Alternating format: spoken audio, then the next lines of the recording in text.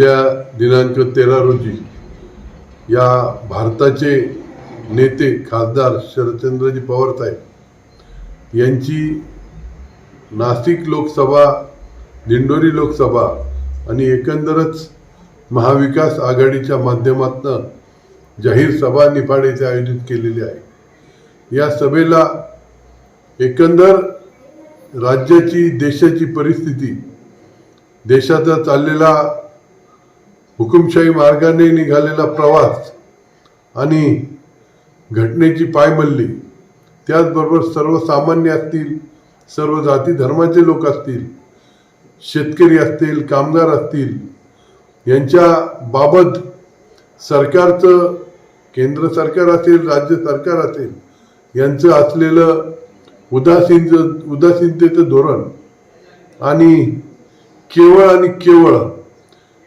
TV लावला का एकच जाहिरात, मोदींची गॅरंटी।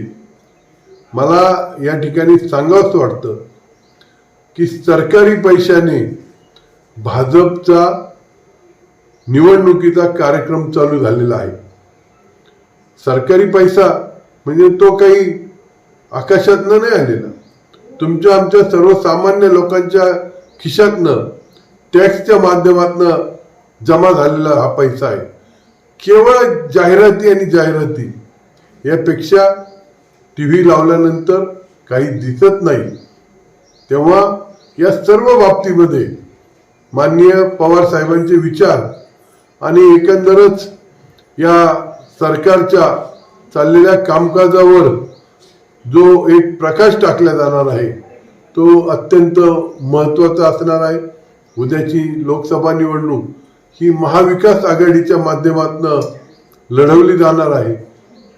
सक्षम उमेदवार आणि जनताभिमुख असलेले उमेदवार या निवडणुकीमध्ये महाविकास आघाडीकडून दिले जातील। संबंध देशभर महाविकास आघाडी निश्चितपणे या देशामध्ये परिवर्तन घडवेल अशा रीतीने होणारी ही सभा, या सभेकरता जास्तीत जास्त लोकांनी उद्या निफाडला सायंकाळी 5 वाजेला नवीन कांदा मार्केट, उगाव रोड या ठिकाणी यावे अशी मी जाहीर विनंती करतो। एक महाराष्ट्र राष्ट्रवादी काँग्रेस शरदचंद्रजी पवार यांच्या पक्षाचा उपाध्यक्ष म्हणून विनंती करत असताना मिळालेली नवीन निशाणी तुतारी वाजवणारा मनुष्य ही आहे। तेव्हा लोकांनी आता सर्व विसरून केवळ महाविकास आघाडीच्या या 3 निशाण्या, ज्यामध्ये पवार साहेबांची ही तुतारी वाजवणारा माणूस निशाणी आहे, शिवसेने उद्धव बाळासाहेब ठाकरेंच्या गटाचा जो निशाणी आहे ती मशाल आहे, आणि काँग्रेसचा पंजा हा तर अनेक वर्षांपासून लोकांच्या मनामध्ये तो दाखल झालेला आहे। तेव्हा या 2 नवीन निशाण्या या देखील लोकांनी ध्यानात ठेवाव्या असं देखील मी आवाहन करतो।